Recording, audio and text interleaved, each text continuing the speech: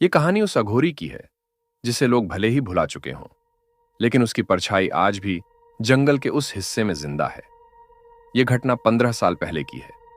हिमालय की गोद में बसे एक छोटे से गांव तिनगिरी में एक साधु आया। देखने में साधारण, लेकिन उसकी आंखों में एक अजीब सी चमक थी। गांव वालों ने उसे महादेव का भक्त समझकर रहने दिया, लेकिन किसी को अंदाजा नहीं था कि वो साधु असल में एक अघोरी था। उस अघोरी का नाम था भैरवनाथ। दिन में वो सामान्य साधु की तरह पूजा करता, लेकिन रात को वो जंगल की ओर निकल जाता। लोगों ने उसे चिता की राख से खुद को ढकते हुए देखा था, लेकिन किसी ने कभी हिम्मत नहीं की उससे पूछने की, क्योंकि कहते हैं जो अघोरी से सवाल करता है उसका जीवन हमेशा के लिए बदल जाता है। एक रात गांव की एक महिला गायब हो गई। वो महिला अक्सर देर रात जंगल में लकड़ियां बीनने जाती थी।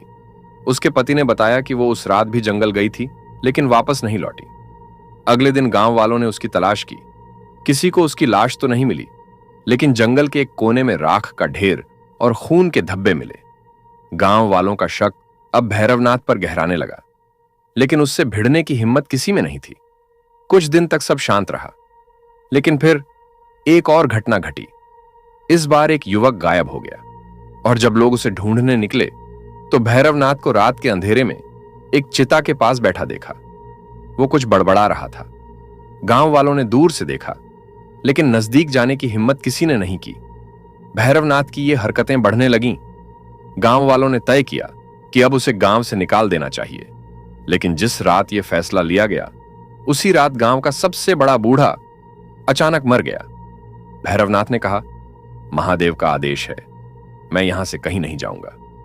गांव वालों ने आखिरकार उसे जंगल में छोड़ देने का फैसला किया। भैरवनाथ जंगल में गया, लेकिन जाते जाते उसने कहा, तुम सबने मुझे हटाने की कोशिश की है, अब देखना यह गांव कभी चैन से नहीं सो पाएगा। उसके जाने के बाद गांव में अजीब घटनाएं होने लगीं। रात को लोगों को किसी के चीखने की आवाजें आती। कई लोगों ने अपने खेतों में एक काली परछाई देखी, और सबसे डरावनी बात, जो भी उस जंगल के पास गया वो कभी वापस नहीं लौटा। आज भी कहते हैं, अगर उस जंगल में जाओ तो भैरवनाथ की परछाई तुम्हारे पीछे चलती है।